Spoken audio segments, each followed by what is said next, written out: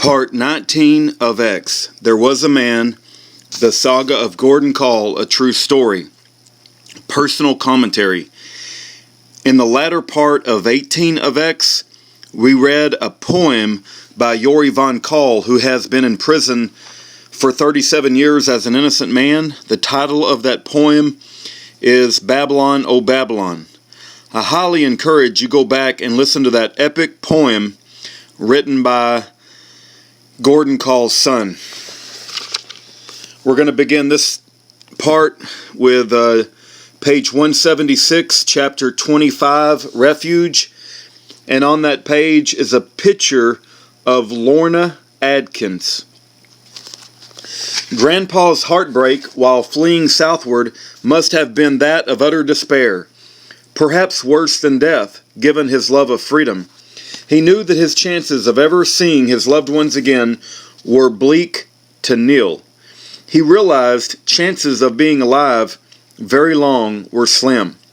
Along with repeated sinking feelings in his stomach and sincere sadness in his heart, he felt strongly a righteous indignation that agents of the sons of Satan had accosted him in such a manner. With an overwhelming grief encompassing his entire being, his whole soul, it was difficult to think clearly. He was emotionally exhausted and drained. Where to go? Who to contact? What routes to take? As Yuri had told Stutzman County lawman Jack Miller, Grandpa was almost ingenious in survival tactics. You will never catch him or get him alive. He won't contact anyone. Grandpa let his instincts and hunches, perhaps the Holy Spirit leading, answer the necessary questions for his remaining 111 days of life. If there were refuge and safety, it would be in the hills or vast spaces of the South, not in the less friendly people and hostile climate of the North. Meanwhile, his daughter, Lorna Adkins, she's 31, of Odessa, was telling the press, He is a real gentle and quiet person. I know for a fact he would have never shot first. I don't know anyone who could say anything personally bad about him. I know for a fact that if they would have wanted to get him, they could have gotten him on several occasions and not involved those other people. I'm sure it was to create an incident so the people could realize what would happen to them if they didn't pay their taxes. But I'm sure they never realized it would go this far. They are looking for a fugitive and a murderer, and he is none of the above. The American people have absolutely nothing to fear that he is dangerous. Back in North Dakota, Fargo was experiencing more excitement than had existed since June of 1893, when most of the town burned to the ground during the depressed condition of a financial panic. The midwinter thaw and unseasonable fog eased Grandpa's flight. Unlike Carol's Cheshire's cat of Alice in Wonderland, which disappeared leaving only a smile, Grandpa didn't leave a trace or a trail in North Dakota. As Milne's Winnie the Pooh would say, that 2 weeks to the manhunters were like nothing. A huge, big well, like an enormous big nothing. He seemingly had disappeared into a black hole in space. As I said earlier, it really wouldn't be proper to tell, even if I knew, which I don't, where Grandpa went or to whom he talked during the next few days of February. It suffices to say that he started roosting in the upstairs, the living area of Art Russell's home, just outside Mountain Home, Arkansas, a mile to the west, in late February or early March. He had spent 1 or 2 days at the Leonard Ginter residence near Smithville sometime prior to his arrival, which was in a mustard and white truck. Now, let me digress a minute. I don't want to give the idea that Grandpa was perfect. As the snob says, there just ain't many of us perfect ones. He had his faults, just like everyone else. For instance, and as Grandma told Dr. Martin, I wish he had adopted Dr. Martin's idea about the township, which in essence was love conquers all. Grandpa was rather stubborn in his beliefs, not prone to yield an inch when it came to his ideologies. He wanted a more exclusive membership. His ideas about Anglo-Nordic Aryan race exclusiveness were definitely extreme. But then, who isn't proud of his race? And if the Bill of Rights is the supreme law, can a person espouse what he believes, whether or not others may think it kooky? Yep, Grandpa was a lot like William Dunker McDiver, who made a speech back in 1899 in Philadelphia. He said, "I come from the state that raises cotton, corn, cockleburs. In spite of all your eloquence, gentlemen, you'll have to show me." Maybe Grandpa thought of Missouri's slogan as he traversed the state. He did have firm ideas. Grandpa did not survive to hear President Reagan in Williamsburg, Virginia, virtually mimic one of his messages, as reported by the Los Angeles Times. On the 220th anniversary of Patrick Henry's speech there, he urged rebellion against Washington and expressed sympathy for the cult of cheating among American taxpayers. "It's not considered bad behavior," Reagan said of tax cheating and referring to modern American morals. "After all, goes to thinking, what's immoral about cheating a system that itself is a cheat? That is itself a cheat. That isn't a sin, it's a duty. Our federal tax system is, in short, utterly impossible, utterly unjust, and completely counterproductive. It has earned a rebellion, and it's time we rebelled." Patrick Henry's call for tax reform prompted immediate cries of treason, but his speech fueled revolutionary sentiment that culminated 13 months later in the Declaration of Independence. Speaking on the steps of the colonial capital where Henry had orated, Reagan said the federal income tax is so rigged, so unfair, that it corrupts otherwise honest people by encouraging them to cheat. The current system just doesn't work anymore. The underground economy and the cult of cheating prove this is so. In contrast, IRS Commissioner Roscoe Eggers shortly thereafter announced that enforcement staffing would be increased 20%, but that the agency would try to be more courteous, saying hello, for instance, to audit targets. As Grandpa made his way southward, praying continually, as was his nature and was requisite in his despairing condition, his melancholic reverie, while in Bunyan's slough of despond, must have recalled some of the earlier rhetoric of sermons in the days of the Founding Fathers. I'll give you some examples. The doctrine of non-resistance and unlimited passive obedience to the worst of tyrants could never have found credit among mankind had the voice of reason been hearkened for a guide, because such a doctrine would immediately have been discerned to be contrary to natural law. Samuel West, 1776. The only reason for the institution of civil government and the only rational ground for submission to it is to common safety and utility. Now, as all men are fallible, it cannot be supposed that the public affairs of any state should always be administered in the best manner possible, even by persons of the greatest wisdom and integrity. Those in authority may abuse their trust and power to such a degree that not any obedience or submission be paid to them, but on the contrary that they should be totally discarded. Samuel Mayhew, 1750. All power is originally from God in civil government, his institution, and is designed to advance the happiness of his creatures. Civil power ought therefore ever to be employed agreeable to the nature and will of the supreme sovereign and guardian of all our rights. Ben Stevens, 1761. God never gives men to be slaves till they lose their national virtue and abandon themselves to slavery. Richard Salter, 1768. Life, liberty, and property are the gifts of the Creator. Daniel Shute, 1768. Unlimited submission and obedience is due to none but God alone. Samuel West, 1776. The Scriptures cannot be rightfully expounded without explaining them in a manner friendly to the cause of freedom. Charles Turner, 1773. If God be for us, who can be against us? The enemy has reproached us for calling on his name and professing our trust in him. They have made a mockery of our solemn fast and every appearance of serious Christianity in the land. On this account, by the way of contempt, they call us saints, and that they themselves may keep at the greatest distance from this character.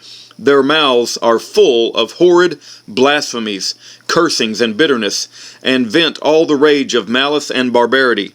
And may we not be confident that The Most High, who regards those things, will vindicate his own honor and plead our righteous cause against such enemies to his government, as well as our liberties.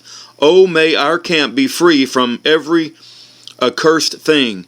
May our land be purged from all its sins. May we be truly a holy people, and all our towns cities of righteousness. Samuel Langdon, 1775. Men did not purchase their freedom, nor was it the grant of kings, nor from charter, nor in any proper sense from man, but from God. They were born free. Samuel Webster, 1777.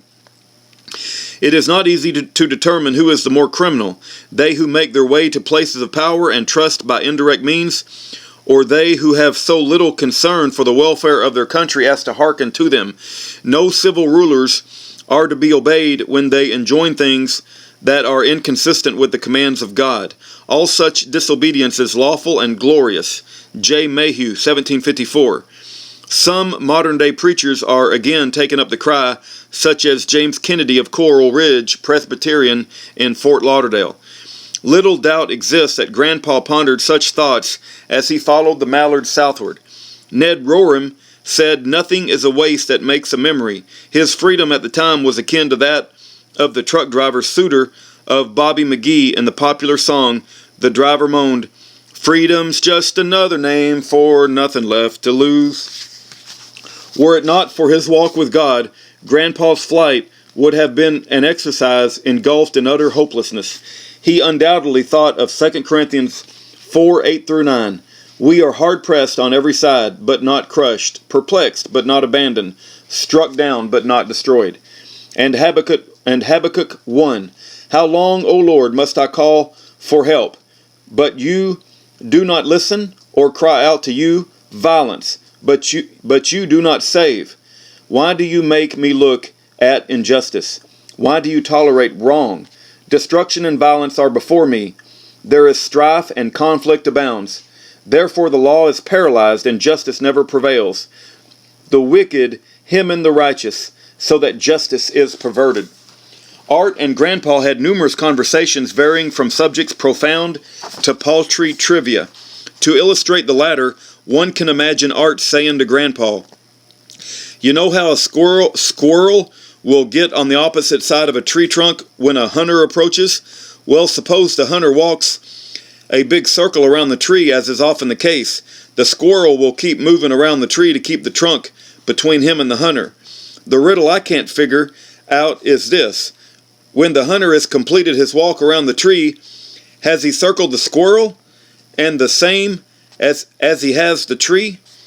The two were good entertainment for one another. They discussed the book of Revelation.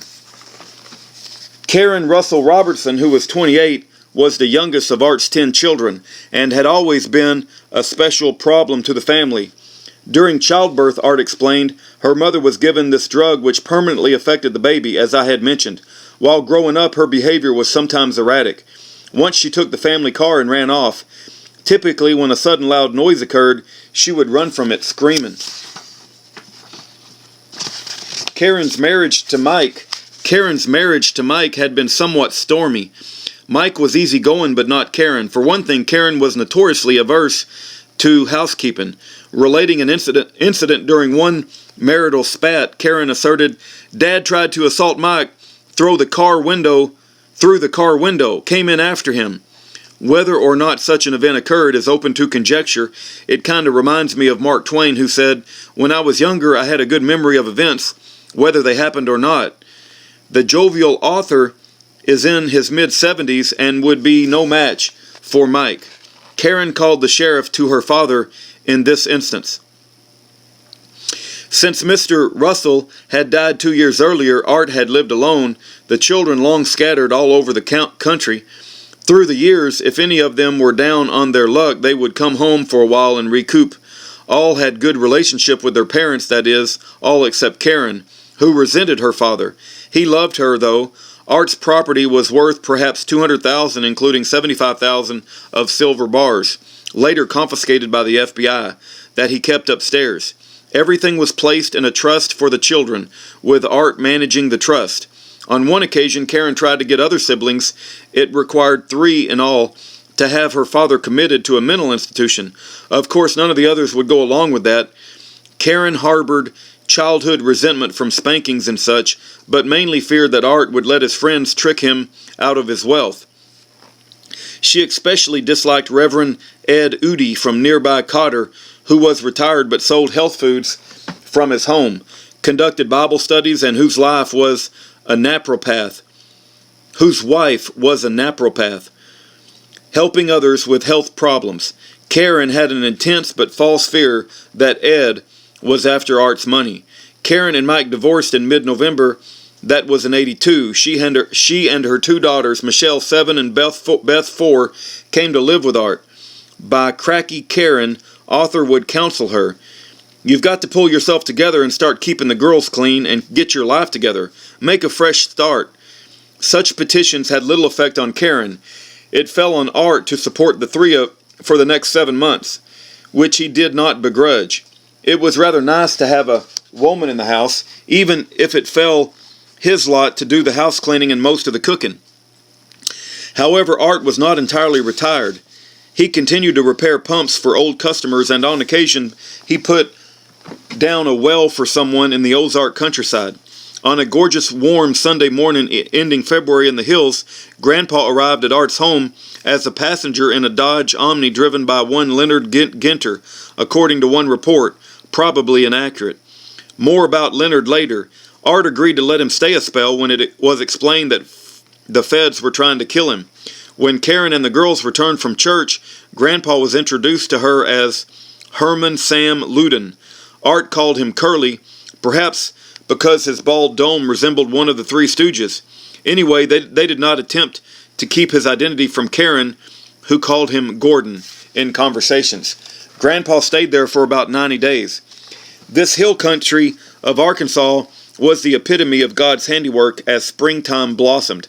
The natives had their endemic customs and humor in those parts. Were a stranger to ask, how far is it to Little Rock, he might well get a trite reply at first. Little Rock? Well now, it's about 2 lengths of a full. If you don't believe me, lie down and measure it sometime. After having their fun, the gracious Arkansasers would help anyone in any way possible. That's just the nature of these hospitable people, and goes a long way in explaining why Grandpa resided with Art Russell during his final spring. Thanks in part to Karen, he would not live to see summer. He would see June come, though, which is a decent attempt by nature to try to stop springtime in the Ozarks. Art warned Karen right from the first, don't mention to anyone that a man is here, or else. She didn't until after he left. Some believe she became emotionally attached to Grandpa and resented his leaving. Michelle and Beth quickly became attached to Uncle Sam, and he often helped dress the children and tend to their needs. Grandpa kept his Mini 14 and pistol in his bedroom, away from the children. Karen often went out job hunting, but never seemed to have much luck in this endeavor. Grandpa once bought the children some clothes. He passed the time by helping put in a garden, watching TV, and helping with the housework. Karen lent him a book relating to natural gardening, building up the soil, entitled The One Straw Revolution. As I said earlier, Grandpa and Karen spent long hours discussing the Bible. Art rather enjoyed his guest and the good company of a Christian man and excellent conversationalist who seemed really to know about things they discussed. They both thought the same way about the IRS and the threatening directions being taken by the federal government. The friendly, jocular Art especially appreciated Grandpa's not smoking. As a young man, Grandpa had once smoked for a brief period. After returning from hunting one day, he remarked to his wife that it affected his aim, and never smoked again. Grandpa would give Karen money when she went to the grocery store, more than enough for his food, but not extravagant amounts. He did not know how long his $5,000 would have to last him. It's ironic, I guess, yet typical for Grandpa to have been eligible to draw Social Security for the past year or two, but yet refused to take such payments. As Yilva said when she wrote a newspaper in North Dakota about this time, Gordon is always ready to lend a helping hand, but never to take a handout. Gordon Kahl is my brother and doesn't deserve this bad press. Everyone in the house watched a TV report dealing with Grandpa in one instance. The children did not register a connection with Uncle Sam. It is curious that although he was the most wanted man in America, Grandpa was not on the FBI's 10 most wanted list, simply because no vacancies on the list had opened. Unusual for a man of his age, Art kept a diary in which he recorded both trivia and significant daily events. One such entry, "Curly arrived today," would be used later as evidence against Art when charged with harboring a fugitive. Ed Udy met Grandpa during the spring. They shook hands and Ed expressed his admiration for a great man.